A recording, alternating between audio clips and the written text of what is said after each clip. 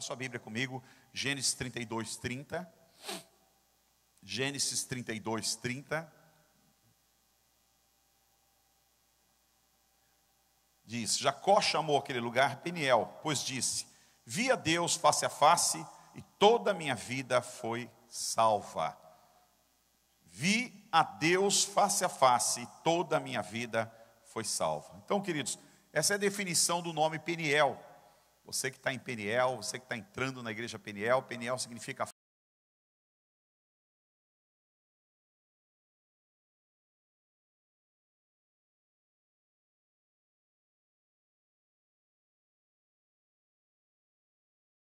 teve um encontro com Deus e disse: a minha vida foi salva. Vi Deus face a face e a minha vida foi salva. E chamou aquele lugar Peniel.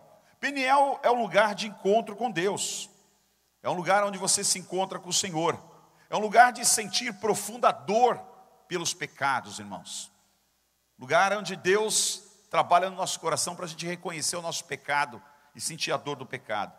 É lugar de confronto consigo mesmo e com Deus. Nessa manhã você vai ser confrontado pelo Senhor, em Peniel, sendo confrontado pelo seu pecado, para que você realmente possa sentir a dor do seu pecado e possa voltar-se a um arrependimento. Peniel mostrará quem você é. É lugar de luta, Peniel é lugar de luta, de arrependimento, de guerra, de choro, de pranto. Jacó lutou com o anjo o tempo todo. Jacó tinha um passado muito feio, um passado horrível. E, no entanto, no momento mais angustiante da sua vida, no momento que ele tinha mais angústia, não sabia o que fazer, não tinha direção na sua vida, ele foi para esse lugar chamado Peniel. E ali ele lutou com o anjo a noite toda. E ele disse: a minha vida foi salva aqui nesse lugar. Vou chamar esse lugar Peniel, porque aqui eu vi Deus face a face e minha vida foi salva. E no meio dessa luta ele foi confrontado pelo seu passado, pelos seus pecados, pelas coisas erradas que ele fazia. E ali houve um lugar de arrependimento. No meio da luta houve lugar de arrependimento. Peniel, você irá ouvir claramente a voz de Deus. Jamais esquecerá o lugar Peniel. Está marcado na vida, né? Me lembro que um irmão que me ligou há muito tempo atrás, e hoje ele está nos Estados Unidos, e hoje ele é pastor, e ele abriu uma igreja lá, e ele me ligou dizendo, um filho na fé meu, e ele dizendo: pastor, eu queria começar essa igreja e colocar o nome de Peniel, se o senhor autorizasse, porque foi ali que eu tive o meu verdadeiro encontro com Deus, né? Então, o lugar Peniel é um lugar que você não esquece, o lugar que você luta com Deus, o lugar que você tem encontro com Deus, é o lugar que marca a tua vida para sempre. Peniel tem como objetivos principais: primeiro, levá-lo ao arrependimento. O primeiro objetivo nesta manhã é te levar ao arrependimento, mudança de vida. O que é arrependimento? Você está andando nessa direção e de repente você se arrepende, você ouve a voz de Deus e você volta, dá uns 180 graus e vem em uma direção diferente. Então eu não sei qual é a direção que você vinha andando, mas Peniel é lugar de arrependimento, é lugar de você mudar a sua direção, ter uma outra direção que Deus está te chamando para ela. É lugar de levá-lo ao propósito certo. Fazemos tantas coisas que Deus não mandou fazermos, né? Você está fazendo isso, fazendo aquilo, Deus não te mandou fazer nada disso. Deus tem um propósito claro na tua vida, e em Peniel você vai entender o propósito de Deus na tua vida. Peniel é lugar de levar a estar face a face com Deus. Então, Jacó teve esse encontro, e você também terá esse encontro face a face com Deus. A vida de Jacó, né, era uma vida, já começando pelo nome de Jacó, que é o nome que tem a ideia, o significado de usurpador. Usurpador, aquele que usurpa, é aquele que é rápido, é ligeiro, passa na frente de todo mundo, não tem ética. Se você bobear um pouquinho, Jacó passava, né, na tua frente, né? Você está lá quietinho no teu canto, quando você vê, ele já pegava o controle remoto da tua mão, já estava no outro canal, você não tinha nem visto isso acontecer, né? Esse é um pequeno exemplo da pessoa que usurpa situações, usurpa momentos, e isso fazia parte do caráter de Jacó. Ele era gêmeo e nasceu junto com o seu irmão saiu primeiro, Esaú, depois Jacó. E havia a bênção da primogenitura naquele tempo. O filho mais velho, ele recebia a bênção, né? No Egito recebia a maldição, ia morrer. mas o povo de Deus recebia a bênção, era abençoado. E chega um dia então que o Esaú, por causa da questão de comida, acaba desprezando a bênção de Deus. Isso para a gente é importante, porque muita gente despreza a bênção de Deus. Para que me serve essa bênção? Estou vendo bênção nenhuma na vida, e despreza. Foi isso que Esaú fez. Estou vendo bênção nenhuma na vida, eu estou com fome, estou cansado, para que me serve a primogenitura? Pega, não quero. E o Jacó rapidinho trocou, deu comida por irmão e ficou com a bênção da primogenitura. Só que o pai estava muito velho, o pai estava cego, Isaac estava na cama. E aí então chegou o dia, ele sentiu que estava sentindo, chegando o dia da sua morte. E ele disse: Esaú, vai preparar, vai uma caça, faz uma caça para mim aí, um animal, traz, assa ele, prepara um assado gostoso e traz que eu quero comer, e depois eu quero te abençoar. Hoje é o dia que eu quero te abençoar. E a mãe estava atrás da porta escutando. É aquele negócio dos pais que não define certo com os filhos, né? Tratam os filhos diferente. O pai, Isaac, tratava muito bem e gostava muito de Esaú. A mãe gostava mais de Jacó. E a mãe então rapidamente disse: olha filho, temos que se apressar, porque seu irmão saiu para caçar o animal. E é hoje que teu pai vai abençoá-lo. E o Jacó disse: mas como é que eu vou fazer o negócio? Ele vai me reconhecer? Não vai não, ele está velho, né? Está surdo, está cego, ele não sabe nem que é você. Mas o meu irmão é diferente, ele é um cara todo peludo, né? Eu sou liso, não tenho quase pelo nenhum, nós vamos dar um jeito. E aí eles cozinharam um bicho lá, um animal, rapidinho, fizeram lá um assado. Ela colocou pelos de cabras, de ovelha no filho, pegou aquelas roupas de trabalhador do Esaú, que o Jacó era aquele menino que ficava dentro de casa, não sujava muito, né? Muito tranquilão, perfuminho bonito, aquela coisa toda. E pegou a roupa do irmão de trabalhador, aquela roupa cheirosa, né? De peãozão mesmo, colocou nele, encheu de pelo e vai lá. E aí ele entrou e trouxe o guisado, a comida para o pai comer. O pai cego, o pai velho, olhou e disse assim: filho, mas veio tão rápido essa comida? Como é que você conseguiu essa caça tão rápida? E aí o Jacó falou assim: Deus, usou o nome de Deus ainda. Deus preparou, pai. Logo na saída eu já encontrei o animal e já trouxe aqui. E aí aquela história até parecida com o lobo mau, né? Mas sua voz está tão diferente. Faltou falar do nariz, né? Sua voz está tão diferente. Pai, eu estou meio rouco, alguma coisa assim. Chega perto de mim, que eu quero te cheirar. E aí vai, sente aquele cheiro das roupas de Esaú, né? Cheiro de trabalhador, né? Filho, tá mal mesmo, né? É você mesmo. Deixa eu tocar em você para ver se eu tenho pelo. E passou a mão e viu aqueles pelos. É você mesmo, tá diferente, mas é você mesmo. Foi lá e abençoou a vida de Jacó. Jacó, quando Esaú chega todo contente, faz o seu guisado, faz a sua comida, vai levar para o pai diz: o que é isso que está acontecendo? Que brincadeira é essa? Não, pai, sou eu. Como? Você já veio aqui? Não, eu estou chegando agora. Filho, então, seu irmão Jacó levou a benção, porque eu o abençoei. E diz que Esaú caiu em prantos, em choro, procurou lugar de arrependimento e não achou, porque ele desprezou um dia a bênção de Deus. Mas Jacó, meu irmão, não esperou o tempo de Deus. Jacó usurpou a bênção do irmão. E a verdade é que aquilo ele carregou, ele teve que fugir, porque o irmão queria matá-lo, e foi embora de casa. E pela onde ele foi, ele encontrou problemas. Ele encontrou um Labão na vida dele, que fez trabalhar 14 anos de graça para ele, 7 anos a mais.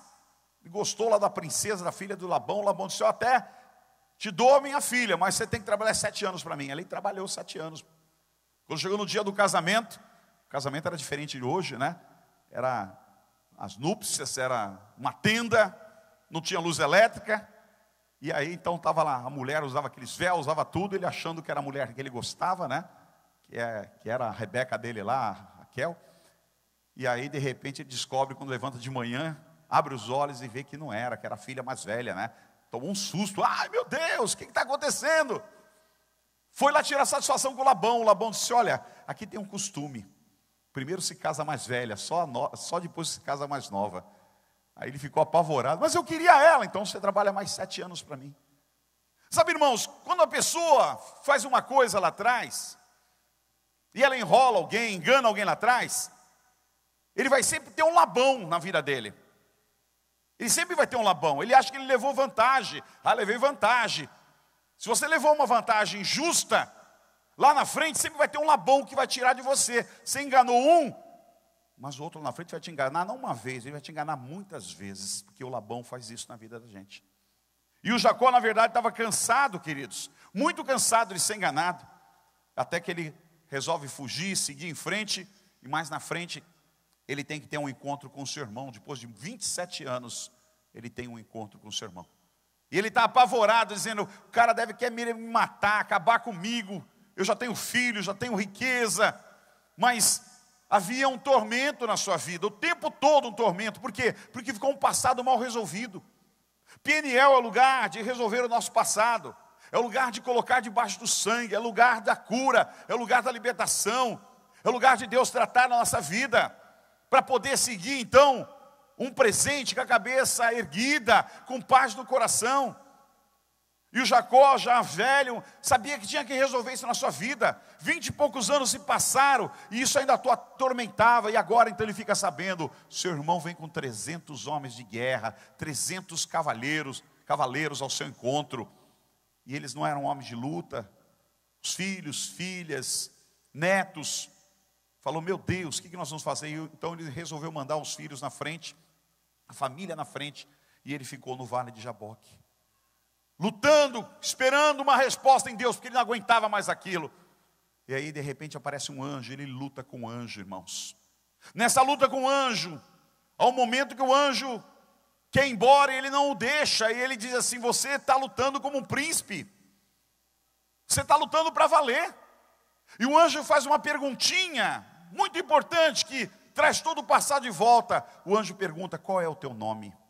Porque essa mesma pergunta foi a pergunta que seu pai fez para ele há 27 anos atrás. Quem é você? Qual é o teu nome? E ele disse, é Esaú. Ele mentiu, ele enganou o pai, ele usurpou a bênção do irmão, ele usurpou a vida da família, ele destruiu a família com aquela mentira, com aquele engano. Foi algo grave. E o pai perguntou, quem é você? Qual é o seu nome? É Esaú. 27 anos depois, no encontro com o anjo, no momento de se resolver tudo, o anjo pergunta, quem é você? Qual é o seu nome? Como quem diz, mente para mim. Você quer a bênção? Então mente, confessa agora, olha o teu passado. E ele então abaixa a cabeça e se arrepende ali e fala, meu nome é Jacó. E o Senhor diz, agora sim, não te chamarás mais Jacó, mas sim Israel, porque como um príncipe lutaste com o Senhor. Ali a vida de Jacó foi salva, ali a vida de Jacó foi transformada. Em Peniel, irmãos, nós somos confrontados com o Senhor. Quando eu abro mão, abro brechas na minha vida, eu dou legalidade para Satanás entrar. Em João 10:10 diz que ele veio para roubar, matar e destruir. O ladrão veio para roubar, matar e destruir. Quando eu dou legalidade, esse ladrão também entra na minha vida para roubar, matar e destruir. Então eu preciso fechar as portas. E nesse fechamento de porta eu preciso ser confrontado, como Jacó foi. O anjo confrontou, disse abençoar. Quem é você? Ele precisa se arrepender, ele precisa reconhecer, ele precisa olhar para trás, ele precisa fazer um acerto com as coisas, precisa pôr em ordem, porque aquela brecha aberta permite que Satanás sempre esteja tirando alguma coisa. A vida dele nunca consegue ser completa, a sua vida nunca consegue ser aquela vida abençoada, feliz. Sempre tem alguma coisa te perturbando, sempre tem alguma coisa roubando a tua paz, sempre tem alguma coisa tirando os teus bens, sempre tem alguma coisa tirando os teus sentimentos, atrapalhando. Por quê? Porque ficou lá atrás alguma coisa mal resolvida.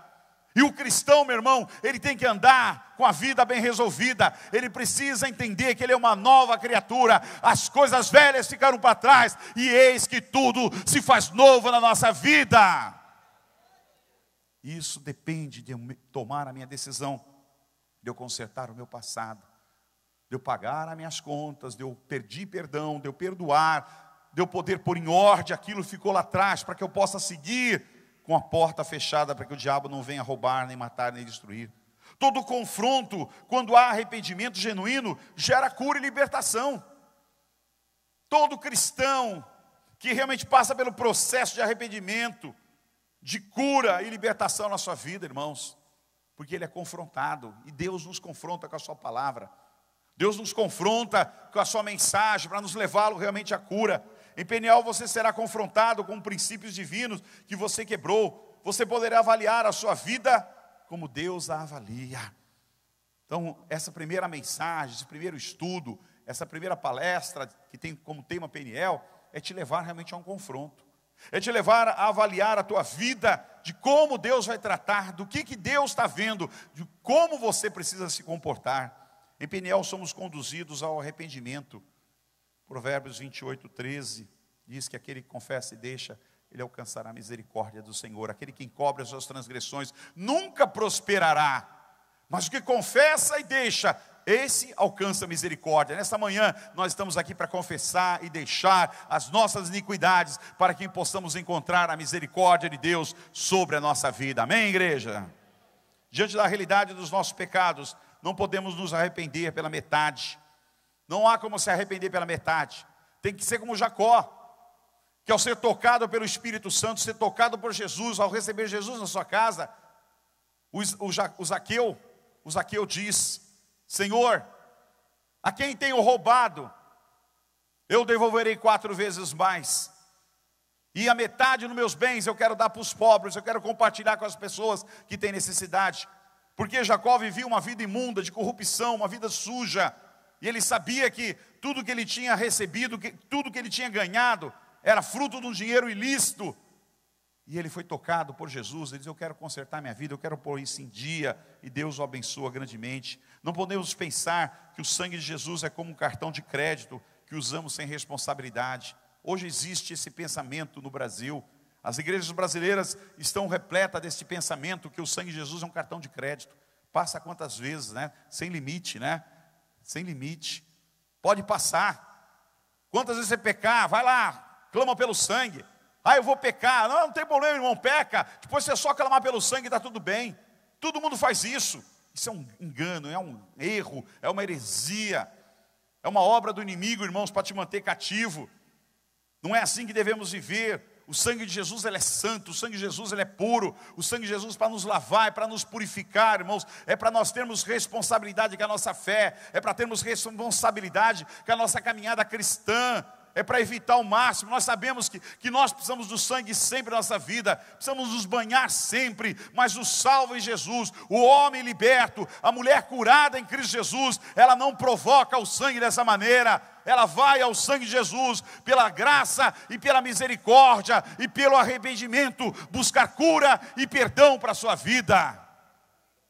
Precisamos ser genuínos e sinceros diante do arrependimento. Saber que o Senhor realmente nos perdoa, mas que o cristão não tem prazer no pecado, que nós queremos viver uma vida nova em Cristo Jesus. E podemos dizer como Paulo: aquilo que eu quero fazer, muitas vezes eu não consigo. E o que eu não quero está à porta e muitas vezes faço. Então o cristão, ele pensa dessa maneira, ele não tem prazer no pecado. Ele pode até pecar, como nós pecamos todos os dias, mas não está no nosso coração. Não é prazeroso isso, porque nós entendemos que o sangue de Jesus é santo, é puro, e não é para brincar com ele. Nós jamais enganaremos a Deus, irmãos, não há como enganar o Senhor. Salmo 139 descreve sobre isso: pela onde você estiver, Deus está. Se tu tomar as asas da alvorada e for lá para os céus, o Espírito do Senhor está lá. Se você mergulhar no profundo abismo, o Senhor também se encontra com você. Se você for para a profundeza dos mares, ainda nas profundezas dos mares, você está. Quando você estava no ventre da sua mãe, já o Senhor te via, já o via no ventre da sua mãe. Não existe como se esconder do Senhor. Arrependimento sem dor não é arrependimento. Precisamos sentir a dor pelo pecado que cometemos. Quando o pecado é lembrado com dor, a cura. O pecado tem que ser lembrado com dor. O pecado é horrendo, irmãos. O pecado destrói. O pecado que você vê na televisão parece ser bonito, é maquiado, né? Ao som de música, né? De luz, de vela, alguma coisa assim prazerosa, que a carne gosta, mas ele traz consequências horríveis. Ele destrói a vida, ele destrói a família, ele destrói o bem, ele destrói a dignidade das pessoas, ele destrói o homem, destrói a mulher. Pecado tem que ser lembrado com dor para que haja cura de verdade.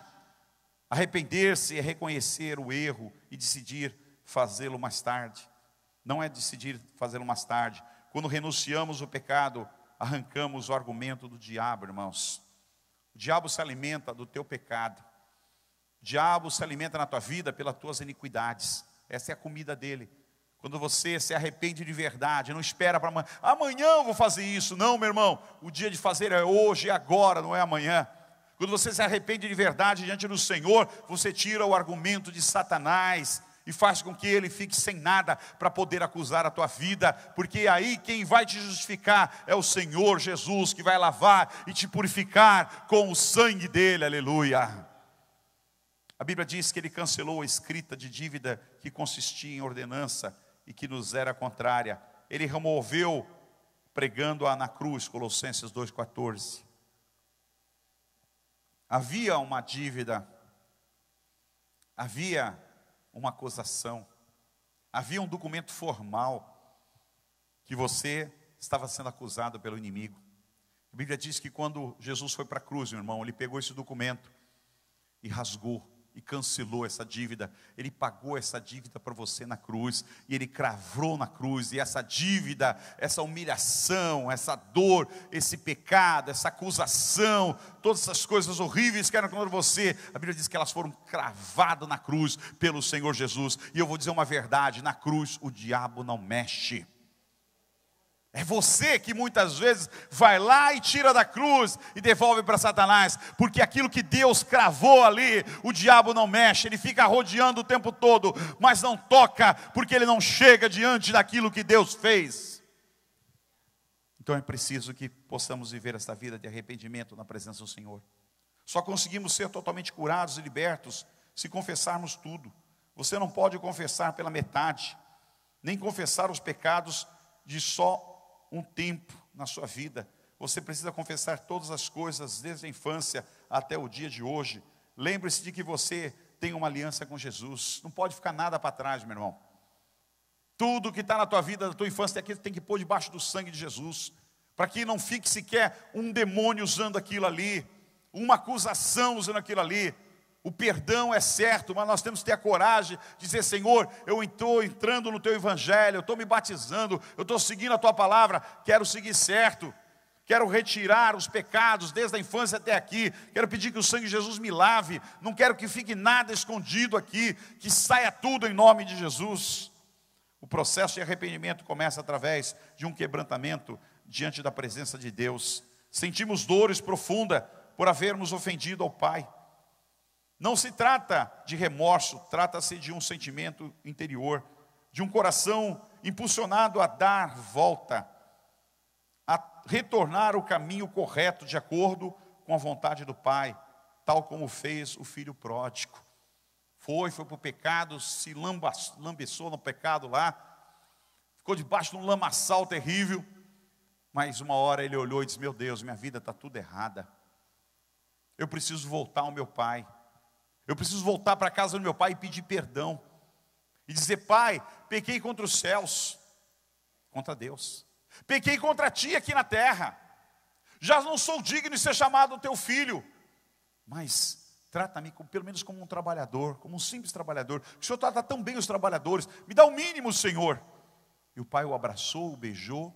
Mas essa história mostra que a gente tem que consertar o passado, que a gente precisa pedir perdão a Deus e às pessoas que estão aqui na terra, para poder voltar a viver a nossa vida com simplicidade e de uma forma abençoada. Em Peniel somos comparados com alguns exemplos bíblicos e confrontados por causa dos nossos pecados. Quantos querem ser segundo o coração de Deus, meu irmão? Levante suas mãos aí. Glória a Deus. Davi foi um homem segundo o coração de Deus. Davi era o homem que Deus dizia que ele era segundo o coração. Davi tinha liderança desde pequeno. O pai confiou o seu rebanho a ele. Davi cuidava com fidelidade de todos os negócios do pai. Davi tinha uma vida exemplar. Ele também era um adorador. Descobriu o poder do louvor. Ele perseverou a comunhão com o Senhor e foi colocado como rei. Este homem, com toda a sua característica naturais, foi colocado no trono por uma decisão do Senhor. Ele desejava que sejamos. Para alguém ser rei, tinha que enfrentar guerra e voltar como vencedor. Então, Davi não era de uma linhagem real. Para ser rei tinha que ser uma linhagem real. Ou então, o camarada ia para uma guerra e voltar vencedor da guerra.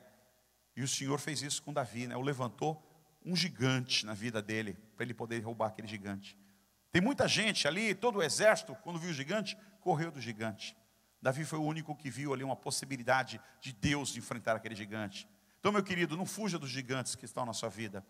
Enfrente os gigantes que estão na sua vida. Para ser um homem segundo o coração de Deus, você precisa enfrentar os gigantes que passam sobre você.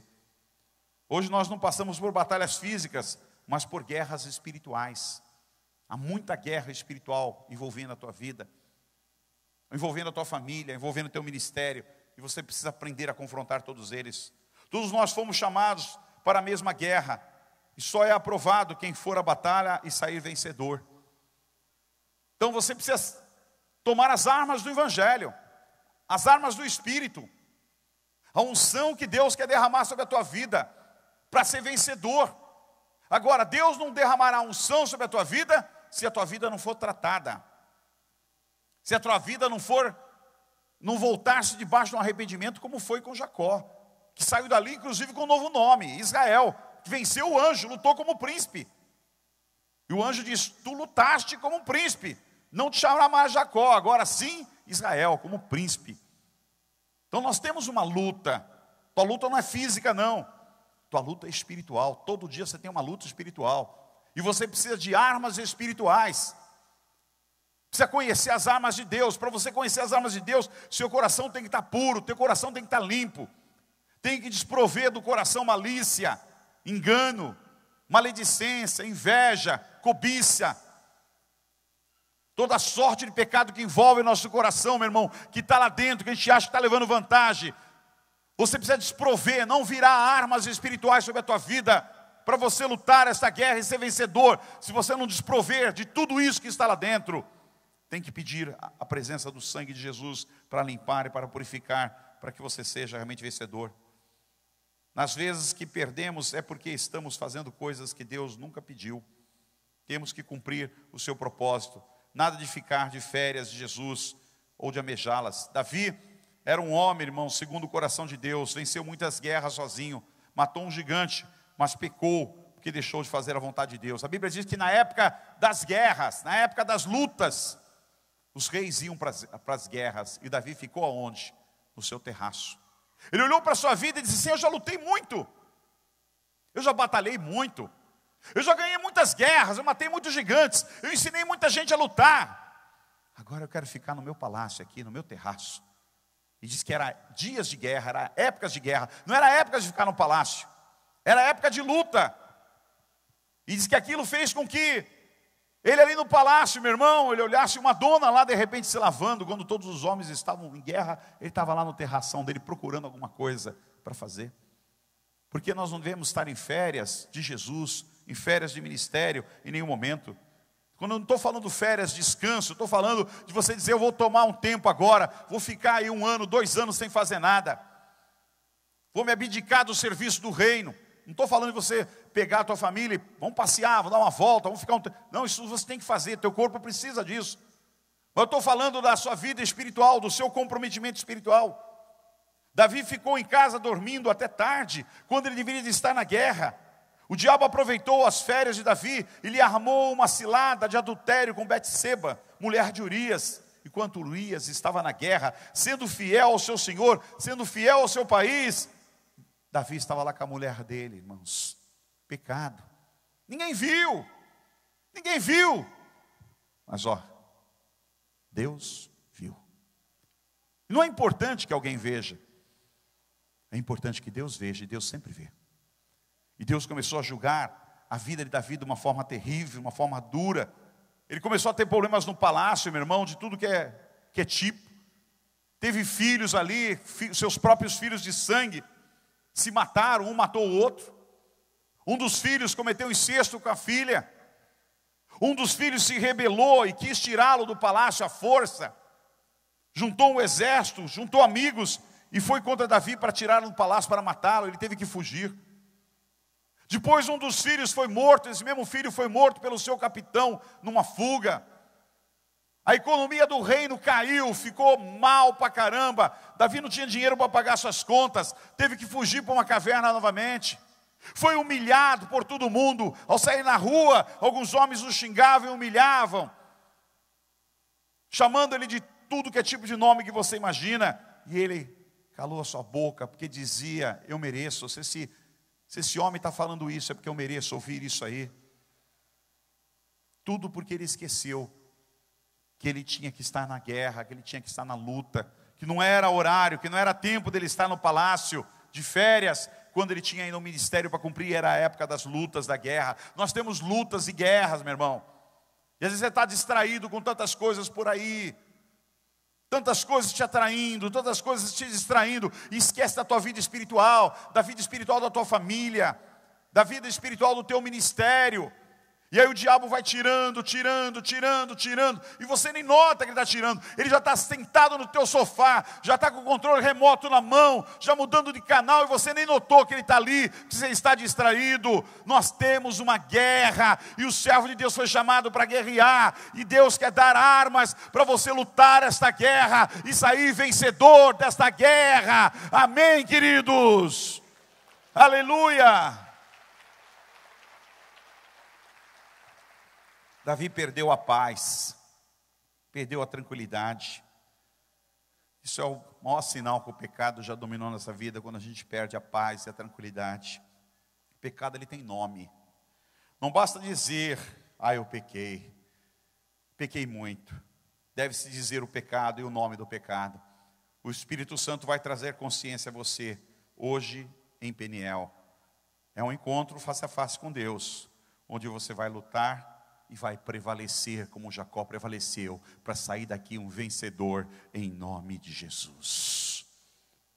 No início talvez o pecado pareça agradável e prazeroso, mas concluída a sua trajetória, fica o seu rastro de destruição, de angústia e de perdas. O único caminho de livramento é a volta para Deus, com arrependimento e fé na morte expiatória de Jesus. Houve um tempo de aparências, e às vezes dizemos que está tudo bem, quando tudo vai mal. A alegria só lhe foi devolvida quando o confessou. Foi o que Davi fez diante do profeta. O profeta o chama e conta uma história para ele, e diz para ele: Davi, tinha um homem que tinha muitas ovelhas, mas tinha um outro do outro lado que só tinha uma única ovelha. E aquele homem cobiçou aquela única ovelha daquele pobre trabalhador, tirou dela e ainda matou o homem. O que nós devemos fazer com esse homem? E Davi, como rei, estabeleceu na hora a condenação, dizendo: esse homem deve ser morto, ele não merece estar no meio do povo. E o profeta disse: esse homem é você, ó rei Davi. E Davi cai em prantos, em arrependimento, e chora diante de Deus, pede misericórdia, porque ele reconheceu o grande pecado, e ele descobriu: o pecado dele foi revelado ao profeta, foi revelado a Deus. Ele não podia continuar daquele jeito. O pecado nos tira do centro das decisões. Já não sabemos decidir. Deus quer que vejamos os atropelos do passado, para que possamos romper com eles, meu irmão. Você tem que enxergar. Enquanto você não enxergar o quanto o pecado é mal na tua vida, o quanto ele destrói a tua vida, você não vai conseguir progredir, você não vai conseguir acertar a tua vida. Você precisa descobrir e enxergar o quanto o pecado é horrendo na tua vida. O pecado destrói as nossas finanças. O reino de Davi entrou em dificuldade financeira, irmãos, porque perdeu também e deixou o pecado entrar. Davi se arrependeu. O que é o arrependimento? É voltar-se atrás, é confessar, é pedir misericórdia, é pedir mudança de vida. No arrependimento, a entrega total, a rendição total, não há contra-argumentos. O arrependimento não é ressentimento, é uma dor profunda que vem por se reconhecer que pecou contra o Senhor. Quando Saul pecou, ele quis dar desculpa. O profeta falou que queria ir com ele, ele quis dar desculpa. Não, mas não foi bem pecado, sabe? A ideia era sacrificar, a ideia era fazer isso, ele fica justificando. Davi não. Quando ele foi confrontado pelo pecado, ele caiu de joelho: eu pequei, eu mereço morrer, eu não sou mais digno. Ele não fica justificando nada, ele reconhece que ele pecou. Ele se abate diante do Senhor, diante do profeta, e pede que Deus tenha misericórdia, porque ele não merece mais viver. Saul não, tenta se justificar. Irmãos, diante do pecado, nós temos que reconhecer, temos que pedir misericórdia ao Senhor e não justificar nada em nenhum momento. Para a mudança acontecer, tem que haver arrependimento. O arrependimento é uma dor profunda que nos faz dividir, nunca mais voltar ao pecado.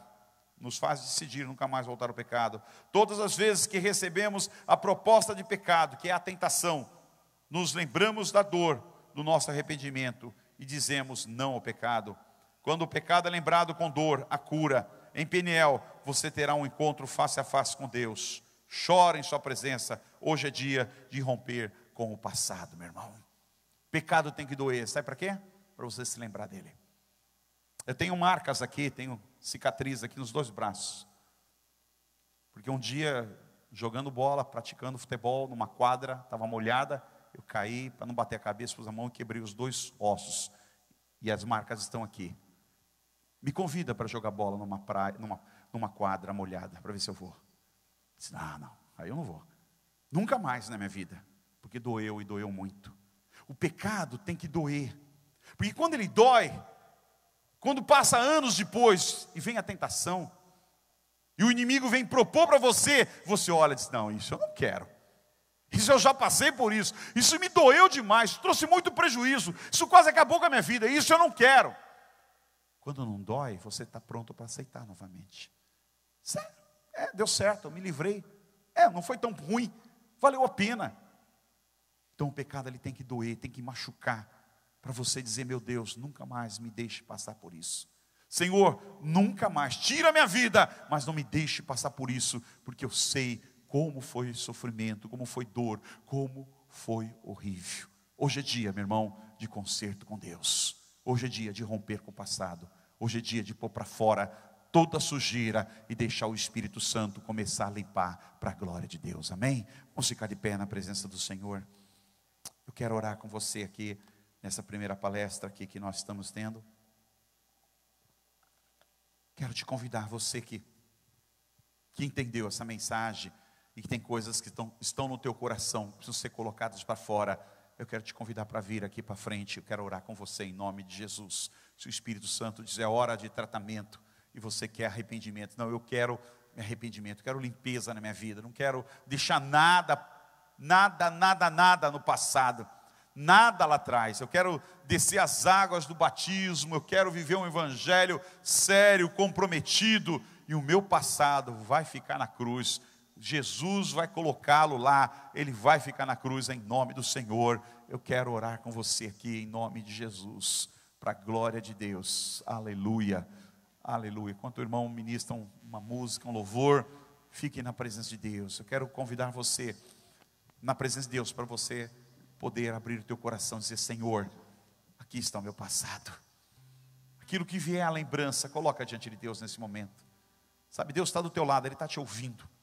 Tem nada que Deus não está te ouvindo, está te ouvindo. Aquela dor, desde a infância até os dias atuais, tudo que o Espírito Santo for revelando neste momento, que tem a ver com o passado, que você está pronto para se arrepender e dizer, eu não quero mais isso na minha vida. Eu não quero mais isso na minha vida, eu quero arrancar isso, eu quero tirar isso. Que você comece, em nome de Jesus, a colocar agora, a confessar tudo que o Espírito Santo está mostrando. O Espírito Santo vai mostrar algumas coisas terríveis, horrendas na tua vida. Começa a pôr para fora. Começa a pedir misericórdia, graça. Deixa a unção de Deus bater no teu coração. Deixa o Espírito Santo tocar na tua vida. Alabaxéria. Ora macata alabaxúria. Que venha uma unção que te purifique, que te limpe, que você sinta o perdão de Deus na tua vida. Nesta manhã, aleluia. Toma-me, rendido estou, aleluia, aos pés da cruz me encontrei. O que tenho te entrego, ó Deus. Aleluia.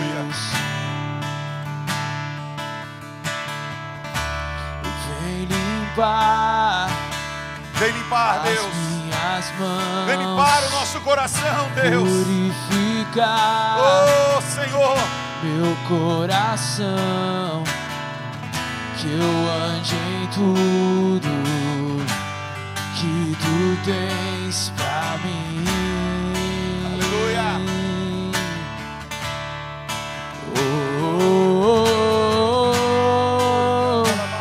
Eis-me aqui, Aleluia. rendido estou.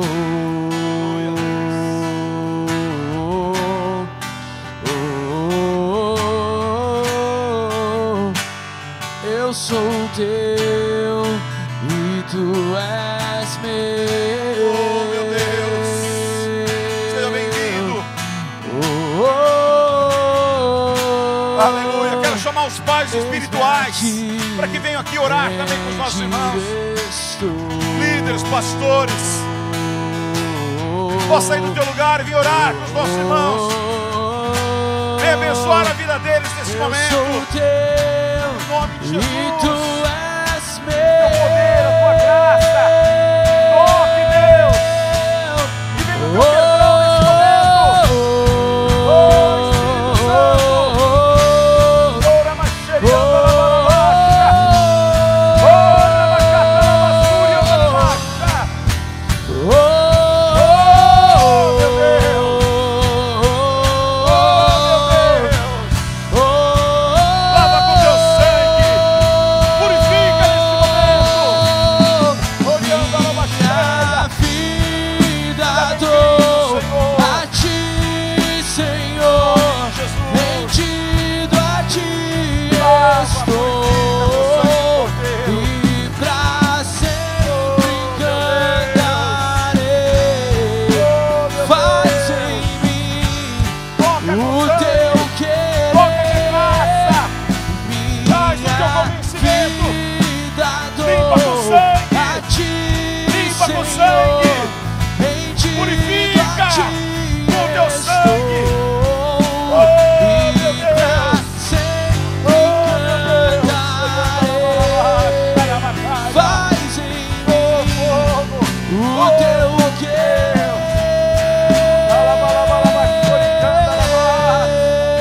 Limpa, Deus. Limpa com a tua presença, Senhor. Oh, Deus, abre os olhos do coração. Faz-nos enxergar o pecado, Senhor. Que Ele doa na nossa vida, Senhor. Possamos enxergar o erro. Enxergar, Senhor, quanto o pecado é horrível na nossa vida. O quanto ele destrói. O quanto ele nos afasta de Deus. Que Ele marque a nossa vida. Oh, macharabacalabaxeriandalabaia. Traz consciência do pecado. Traz consciência, Senhor. Traz consciência. Espírito Santo. Oh, Espírito Santo. Oh, xarabalabalabaxuriandalabaia. Oh, rabacaxarabaia. Eu sou teu e tu és meu. Oh, meu Deus. Traz consciência. Traz consciência, Senhor. Purifica, limpa. Lava com sangue. Lava com sangue. Rabacaxarabaia.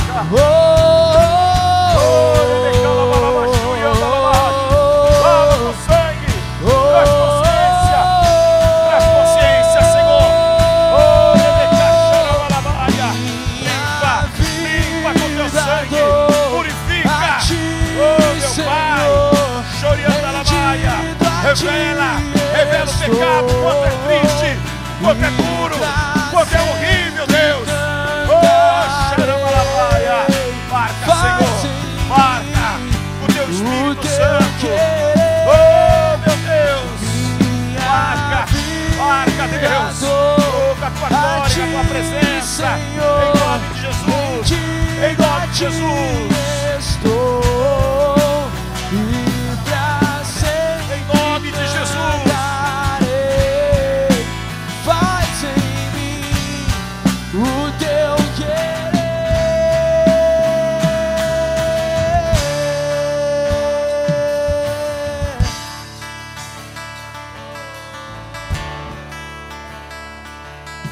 Tu és bem-vindo, Espírito Santo. Tu és bem-vindo nesta manhã sobre as nossas vidas. Que o nosso coração seja limpo, Deus.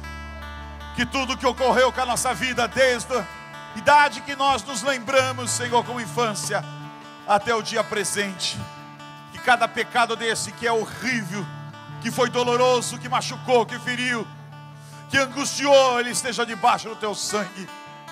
Que em Peniel sejamos confrontados. Que em Peniel agora, Senhor, nós possamos nos arrepender, Senhor, sair desse caminho que Ele doa para nunca mais a gente voltar para Ele, Senhor. Espírito Santo, que nesta manhã o Senhor traga o teu bálsamo, bálsamo curador, Senhor. Traga a unção do teu Espírito Santo para nos encher dela, para sermos batizados no Espírito Santo, sermos cheios do fogo, da presença e da unção de Deus. Nós abençoamos os teus filhos, abençoamos a tua igreja com toda a sorte de bênção. Que o Espírito Santo entre em cada coração poderosamente e se tornem filhos do Senhor, verdadeiros filhos do Senhor, libertos e curados para a glória do nome de Deus. Amém e amém, meu querido. Deus abençoe a sua vida. Glória a Deus.